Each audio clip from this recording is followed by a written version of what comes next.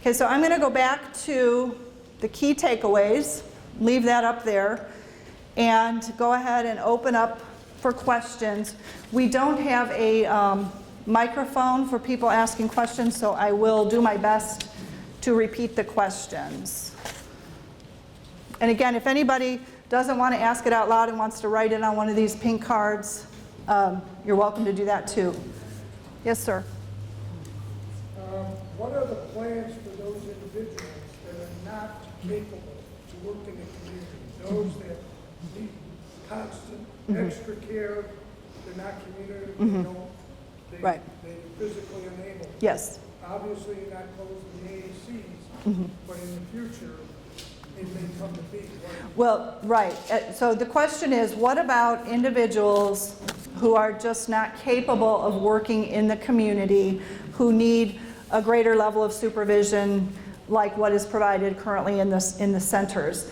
That's a question that we get a lot. And I can tell you that, as I said, there will always be a need for facility-based programming for some people, for at least some people. And so going forward, I do envision that that type of service will still exist for people. And then I also just want to stress that as we're going through our plans in the near future, like I had indicated, there were people who had self-identified as wanting to work. I mean, we've got our hands full working with the people who want to be out in the community, the people who want to work. And I think it's going to be a number of years before that question is even on the table. But I do believe that, that there will always be a facility-based program for them. Okay, the question is, why are boards choosing to be support administrators rather than service providers? It's a complicated issue, but the way I can best describe it is we of course have a local property tax levy, and when we authorize Medicaid waiver services for individuals, the support administrator is actually controlling the spending of those local levy dollars, because we use those local levy dollars to match the federal Medicaid share. And so the support administrator, because of that authorizing function, really does control our local funding. And were we to give up that function to another entity, we would in effect lose control over our own levy money that you all have and others have voted for us to have available to support people. The question is, would the providers be for profit? There is a mix. There are some providers right now of day services who are for-profit agencies, but there are many that are not for profit. In fact, I don't know the breakdown, but I would say there are more that are not for profit than are for profit. But that is, or could be, an important consideration for you, and it's something that you can easily find out or easily ask. The question is, if we're still allocating funding, are we still as involved?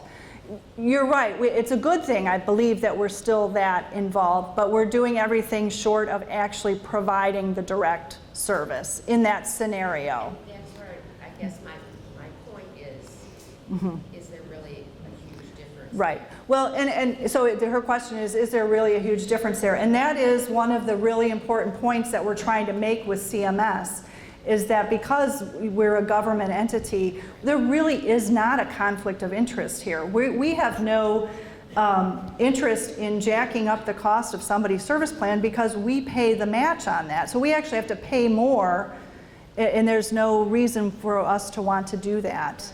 But it's really hard to get their attention because most states are not like Ohio, and so their tendency is to want to treat everybody the same. So that's what we're dealing with right now. That's a very good observation. And the question is, are private providers committed to really doing this for the long term? I can tell you that we have many very good providers, committed providers here in Cuyahoga County, who the Cuyahoga County Board for many years have had an excellent working relationship with. And many of them, you may know, have always provided our residential services. And in fact, many of them have been around a lot longer than the Board of DD has existed. And so we're confident that there are really good committed providers out there.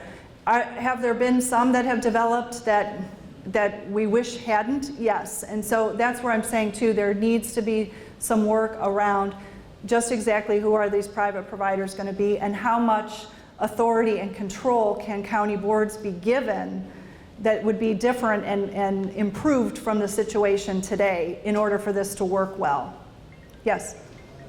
The question is there some plan to develop some kind of an accreditation program, or possibly a separate, a neutral entity who would oversee all private providers? Not that I know it, but it's a really good idea, and we're going to write it down and take it back. One thing that the superintendents have been saying, in addition to saying that yes, we would, if forced to, we would choose that support administration role. However, we feel very strongly that we at the county board level need greater authority over private providers than we have today in the future in order for this to be successful. But I also like the idea of some kind of accreditation, and the uniformity is sometimes very hard to achieve. Right, well, so a couple things. Your one question, could another government agency take over the operation? I don't know the answer to that. I will tell you, if it becomes necessary, if we think that this is going to become necessary for us to phase out, we will look at every and all option for doing whatever would be the least disruptive and best for people. And so, we could take a look at that option. I don't know the answer to that question right now. But again, I would stress that going forward, we're not saying that it's okay that we stop being a provider and that everybody is served by these providers in these scenarios that you're describing. That has to get better, and that's one of the things that we would have to make a priority to create a better funding mechanism that rewards them differently for doing better things, possibly this accreditation idea, greater oversight by the county boards, all those things together with the intent of creating better private provider options for people. She asked, why not allow consumers to rate on a 5-star basis like Amazon does? I always say if I had $1 for every time somebody asked me that question, I'd be rich. But we do have in the works, it's going to take a while, but we are working on a provider rating system that would be a tool that parents could use when they're looking for providers. They could review other people, other customers' reviews of providers, but you would also have the opportunity to go in and rate your own experience. And it is just that. It's a 5-star rating system on, I think, 4 or 5 different areas, and then there's a free, a box for just writing your comment. And we're very excited about this. We're going to be doing some piloting on a kind of a small scale before we roll it out to the whole state. But it is something that we're working on that I think you're all going to see before too long. Thank you. Well, Flo's question is, or comment is, that private providers pay their workers so low. And that really is a problem in this field. And if any of you ever have the opportunity to speak to your state legislatures, that is an issue. Even now, if your son or daughter attends our centers, it really is an issue for a lot of people. Well, that's what I've been trying to say. Does CMS realize we're a government entity? I think part of the problem is CMS, they're governing all 50 states' Medicaid programs, and so their tendency is to want to treat everybody the same, and maybe they don't realize the extent that Ohio is different, and we've got this large county board system providing service, and that we believe there really is not a conflict of interest. And that's one of the points we're really trying to make with them. The role of the legal guardian, there's been a lot of talk about legal guardian, and I would say we absolutely respect legal guardians' wishes. We do from time to time, in all honesty, run into situations where an individual with a disability wants one thing and their legal guardian wants another. And that can be a very difficult situation for the support administrator to work through. We do provide them training on how to do that, but we really, unless there's an extreme health and safety risk, or not even extreme, serious health and safety risk, we really want to respect individual adults' wishes, but we do understand that the legal guardian has a say too, but that can be a difficult situation. Right? Who makes up the CMS and how do they decide what is best for our children? That's an excellent question. CMS is just a federal level administrative agency. It's under the authority of the U.S. Department of Health and Human Services. And so it's just an administrative agency. And there again, this is one of the sort of arguments that we're using, that you're just an administrative agency, you make the rule, you can change the rule. And so let's change the rule. As far as what gives them the right, it does, I agree with you, it feels like there's a faceless bureaucrat in Washington making big decisions that they don't know your personal stories. And it does certainly feel like that. Well, that's exactly what we're describing, that we've got this project on a very small scale that needs to be expanded. And I can tell you, if CMS were to show up here tomorrow, I would argue that we're doing all kinds of community integration, and let me show you, and we need to take credit for all the things that we are doing and talk to people about their whole lives and all the different things that they're doing out in the community. And there are lots and lots and lots of them, and we would argue that to CMS tomorrow if they showed up. My goal is, if they showed up a year from now, I could do an even better job of arguing that, and if they showed up 2 years from now, I could do an even better job of arguing that, because we're trying to do more and more of it.